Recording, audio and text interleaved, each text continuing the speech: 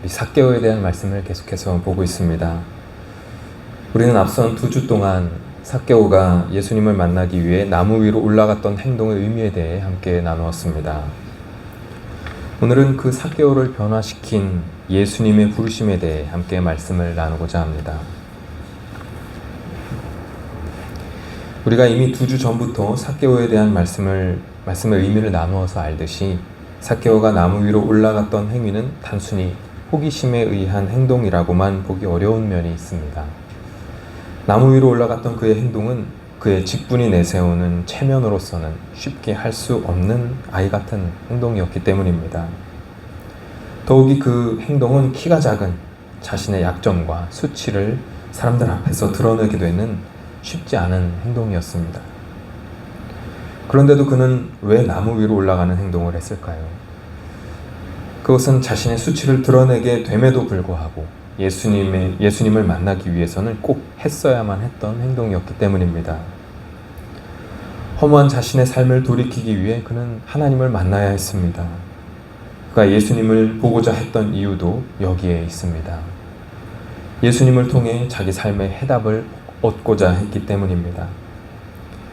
그랬기에 나무 위에 올라갔던 그의 행동은 진리이신 예수님을 만나기 위해 세리장이라는 가면과 자존심을 벗어던진 진지한 결단이었다라고 볼 수 있는 것입니다. 예수님은 그러한 그의 마음을 알아보시고 그에게 다가가셨습니다. 그리고 그의 집에 가셔서 그와 교제하셨습니다. 삭개오는 이 과정에서 변화되어 자신의 재산을 가난한 사람들에게 나누어 주겠다고 말했습니다. 예수님은 그러한 삭개오에게 구원의 선포를 하셨습니다. 돌 무화과 나무에 올라간 그의 결단이 이 모든 것을 가능하게 했습니다. 하지만 그가 이렇게 변화된 결정적인 이유는 삭개오가 아닌 예수님에게 있습니다. 삭개오가 변화된 이유는 예수님이 먼저 그에게 다가가셔서 그의 이름을 부르셨기 때문입니다. 물론 삭개오가 예수님을 만날 수 있었던 중요한 이유 중 하나는 지난 시간에 살펴보았듯이 그가 가만히 있지 않고 예수님을 만날 용기를 냈기 때문입니다. 즉 그의 가장 큰 수치심이 드러나는 것을 감수하면서까지 나무 위로 올라갔던 그의 결단과 행동 때문이었습니다. 그러나 삭개오가 이렇게 큰 결단을 통해 나무에 올라갔더라도 예수님이 그를 부르시지 않으셨다면 삭개오는 변화되지 않았을 것입니다. 그의 행동은 혼자만의 결단으로 끝났을 것입니다. 삭개오가 변화될 수 있었던 이유는 예수님이 그를 부르셨기 때문입니다. 이것이 삭개오가 변화될 수 있었던 가장 중요한 이유입니다. 예수님은 나무에 올라간 삭개오를 보시고 이렇게 말씀하셨습니다. 삭개오야, 어서 내려오너라. 오늘 내가 네 집에 묵어야 하겠다. 이때 예수님이 어떻게 삭개오의 이름을 알고 계셨는지는 성경에 기록되어 있지 않습니다. 아마 모든 것을 꿰뚫어 보시는 그분의 능력으로 아셨을 수도 있고 아니면 그곳에 도착하기 이전에 누군가에게 들으셨을 수도 있습니다. 아무튼 예수님은 이미 삭개오를 알고 계셨습니다.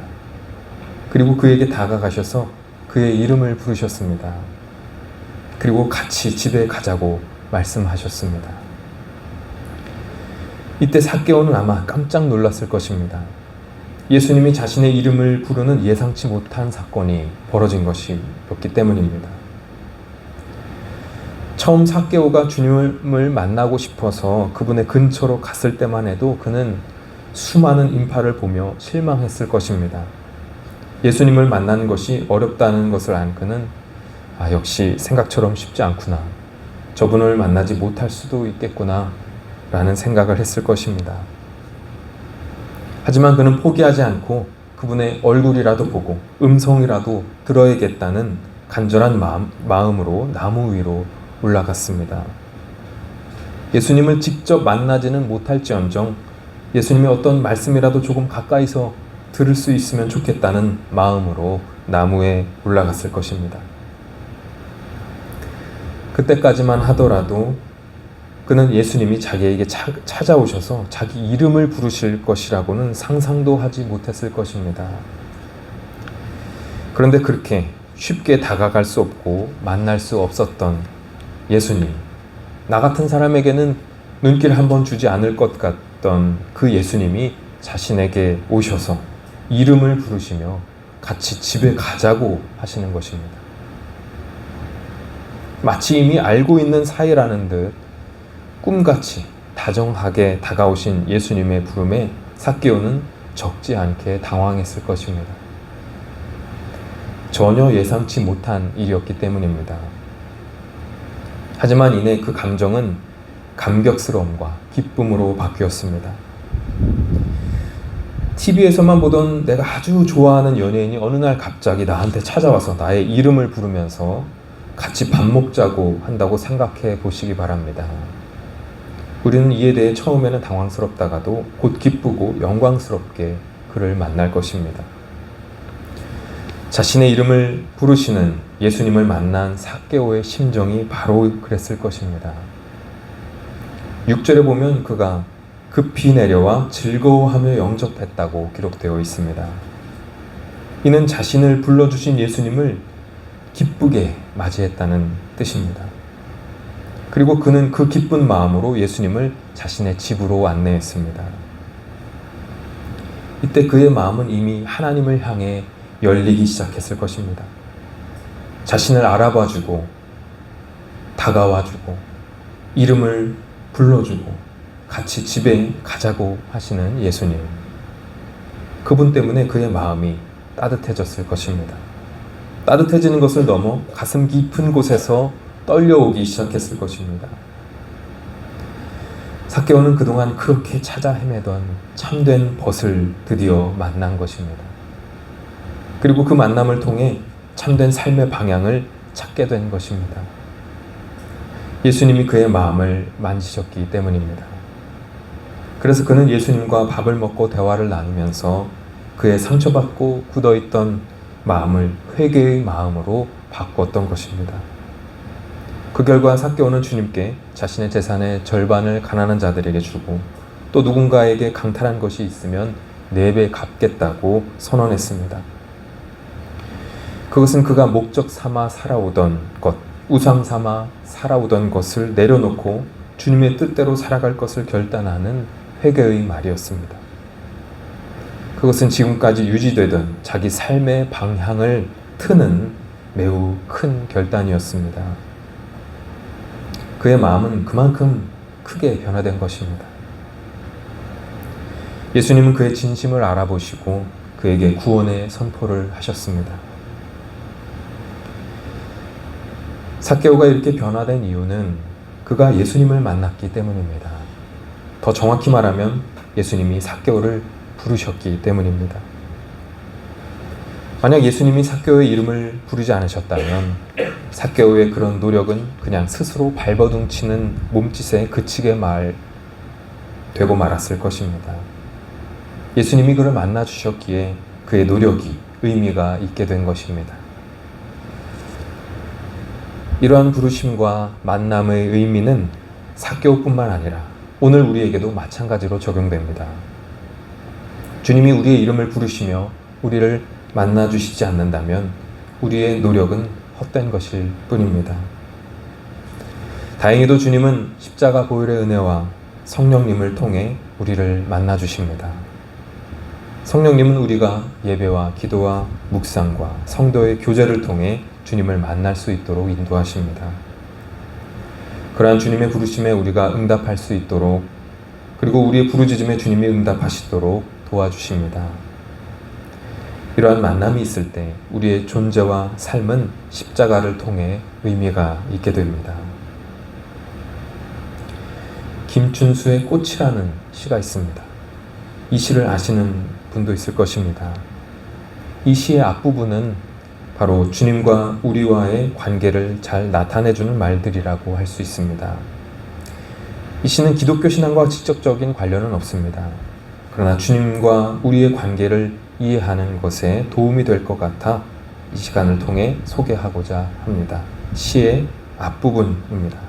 뒷부분은 우리 다음 주에 함께 나누도록 하겠습니다. 내가 그 이름을 불러주기 전에는 그는 다만 하나의 몸짓에 지나지 않았다. 내가 그의 이름을 불러주었을 때 그는 나에게로 와서 꽃이 되었다. 주님이 삭개오의 이름을 불러주셔서 그의 삶이 구원받았듯 주님이 우리의 이름을 불러주실 때 우리의 삶은 구원받게 되고 그로 인해 참된 의미를 지니게 됩니다. 우리가 믿는 하나님은 이렇게 우리의 이름을 불러주시는 분입니다. 그분이 우리의 이름을 불러주실 때 우리의 삶은 꽃과 같이 아름답게 피게 됩니다.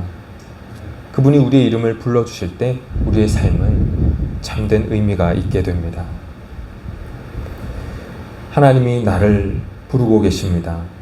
나를 만나셔서 나의 어려움을 알아주시고 보듬어 주시고 상처를 치유해 주시고 죄를 용서해 주시고 다시 일어날 힘을 주십니다. 그분이 나의 이름을 부르고 계십니다. 삭개오를 부르셨던 그분이 나를 부르고 계십니다. 다정하고 부드러운 주님의 목소리에 귀를 기울이시기 바랍니다. 주님이 나를 부르시는 그 음성에 귀를 기울이시기 바랍니다. 예배를 통해, 말씀을 통해, 기도를 통해, 찬양을 통해, 사람들과의 만남을 통해 주님이 나를 부르시는 그 음성을 들으시기 바랍니다. 그리고 그 음성에 응답하시기 바랍니다. 주님이 마음으로 만나 주실 것입니다. 주님의 음성을 듣고 그 음성에 응답하면서 그 교제를 통해 힘을 얻는 이 한 주가 되시기를 바랍니다.